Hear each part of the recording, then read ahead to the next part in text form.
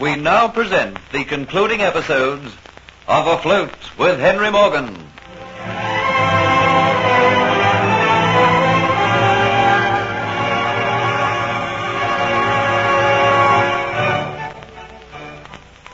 Under arrest for what?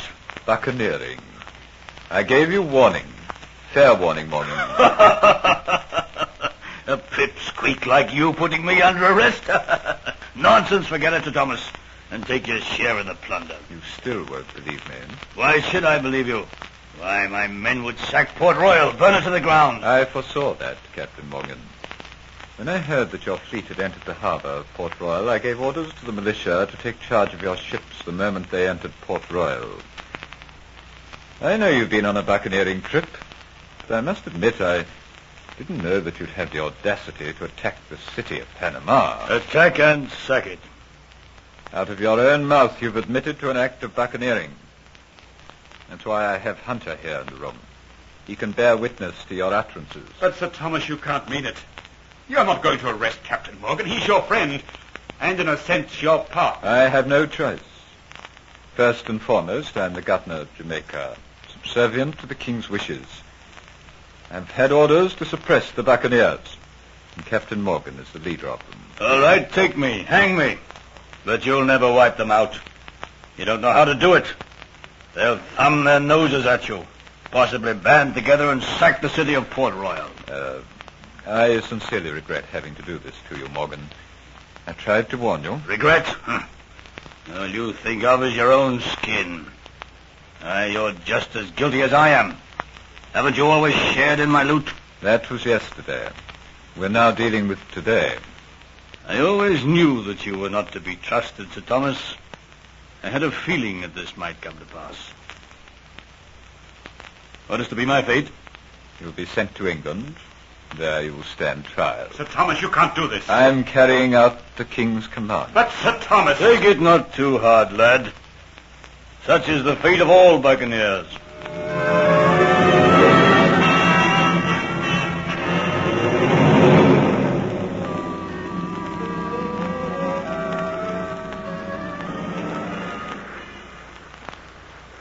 The days are getting colder, Antoinette. Yes, and every day brings us closer to England and makes me feel much better in health. When we reach England, will I be seeing you again? I do not know. I possibly might return to France. Do you want to? Oh, look, Geoffrey. An albatross following the ship. Antoinette, for 4 months you've been with me constantly. And every time I try to talk to you, you build a wall around yourself. You shut yourself away in an ivory castle.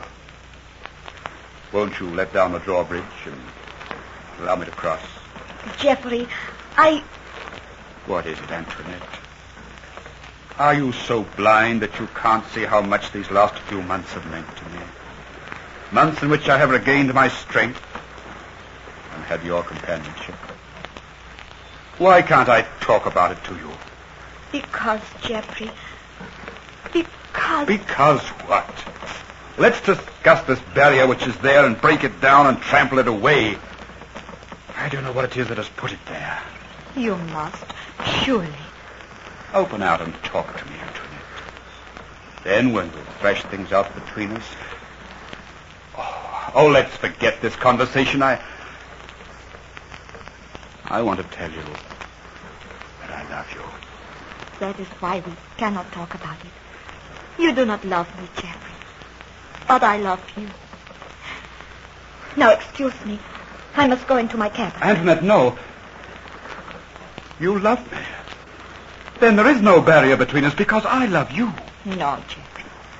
You see, those days when you were ill, when we were at Cuba, I talked about you a lot with Kitty. Kitty? Yes. I knew that you two were very much in love with each other. You're just trying to forget Kitty and me.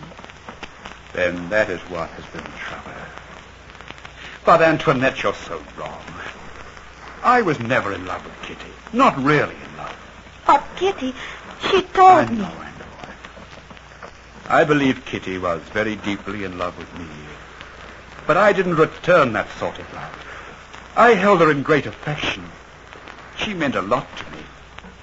But I wasn't in love with her. I was never in love with anyone.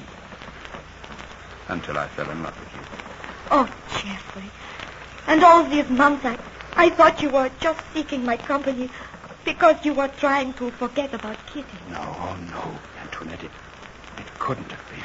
And I have been so miserable about falling in love with you. Because I didn't want you, Geoffrey, unless you were all mine.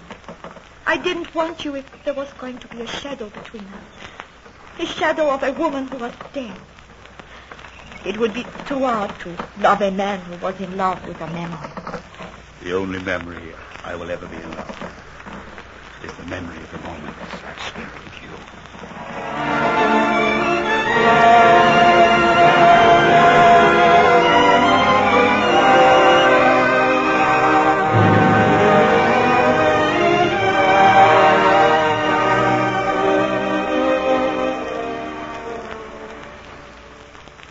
Won't be long now, Hunter, before we reach England. No, Captain Morgan. It's a long time since I saw the white cliffs of Dover. I must be quite an important person to be brought home to be hanged in England. They could quite easily have hanged me in Jamaica. Please don't talk like that. And why not? That's exactly what's going to happen to me. They'll hang me as high as the masthead. Still, a man of my bulk should not take long to die. No, Hunter, it's a funny thing. I never believed my days would end at the end of a hangman's rope. Of course, I should have realized it, but never believed it. I always had a little inner thought that fate had another end for me tucked up her sleeve. It's foolish, I suppose, Hunter, to get those impressions. Don't talk like this, Captain. It distresses me. Of course, there are many things I've got to be thankful for. They've given me freedom of the ship. Perhaps they think that I should jump overboard, then if I were to do so, it would save the hangman the task. He could have thrown me into irons, thrown me into the darkest hole. But I won't abuse their kindness. What are your plans, Hunter? Antoinette de Lacy and I are going to be married. Are you now? Glad to hear it. You two should both be very happy. You've been through a lot of trials together. I believe we shall be. Never had much time for marriage myself. You see, mine was a mistake. I'm afraid I've not brought my good wife much company or comfort. It's not very nice for any woman to know that her husband dies at the end of a hangman's rope. However, you're different. You've had your fling. I want no more roaming. You know, Hunter, the disposal of something has been worrying me. And you've given me the solution. I carry it here in my pocket. Here you are. Take it and do what you will with it. Yes, technically. In the short time I've known of its existence, it's brought death, unhappiness, and destruction. I wonder if it has done all that down through the ages, ever since hands long since turned to dust fashioned. Something we'll never know. It's beautiful. But then lots of evil things are beautiful. What are you doing, man? I've done it. Thrown it overboard. With it where it can do no more harm. I think, Captain Morgan, we're all better off without it. You know, Hunter, I've been wanting to throw it into the sea ever since we left Port Royal. But I never had the courage to do it. Never did like the waste of wealth.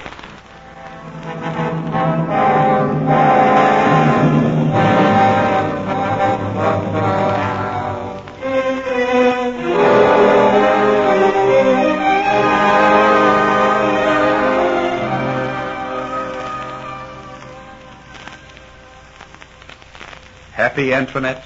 Very happy. The last 6 months have gone like a dream. You've never regretted marrying me? Never for a moment. But sometimes I think, Geoffrey, you might have some regrets. Regrets? What talk is this for a bride of 6 months? You seem so far away at times, as though you have forgotten I even exist. Do you regret very much, Geoffrey, giving up your roving days? Sweetheart, it's not that. It's 6 months since we landed. 6 months Henry Morgan's been lying in jail and never a word from him. He was my friend, Antoinette. Yes, I know. I should have realized you were worrying about him. Is there anything I can do? Nobody can do anything. What must he be feeling lying there in jail, waiting there for a verdict which in his heart he already knows? If they are going to hang him for his crimes, why don't they do it? Why do they torture him? That's what I think. If only they'd let me see him. I've tried, but they won't let me see him. Mr. Jeffrey, I have a message for you.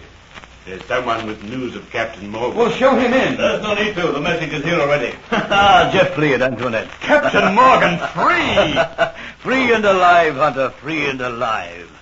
I told Hero that he was not to let on who had arrived. It gave you a bit of a surprise, eh? Free, but this is wonderful news to hear, Captain Morgan. I've been so worried about you. I tried to see you. I know. I told you, Hunter, that I thought fate had a surprise for me. You won't believe me when I tell you what has happened. Sir Thomas Mottford has been recalled because he accepted part of my loot. They don't think that Sir Thomas is worthy to be a governor. Oh, poor Sir Thomas. He won't mind. He's made a pile. But here is a joke. I've been to see the king. The king? King Charles himself was gracious enough to grant me an audience. Me! He laid his sword upon my shoulder and said, "Arise, Sir Henry Morgan." Sir Henry Morgan? That's right. And, Hunter, that's not all. His Majesty told me he had failed to put down the buccaneers in the Caribbean Sea, and upon deep consideration, the only person capable of undertaking such a job was Henry Morgan himself. You? Aye, that's right. You see, I'm returning to Jamaica, Sir Henry Morgan, Governor of Jamaica, going with the express mission to stamp out the buccaneers. And, my lad, let the first buccaneer who crosses my path beware. He won't be sent home to England to get a knighthood or a governorship. Oh, no. I'll string him up in Port Royal.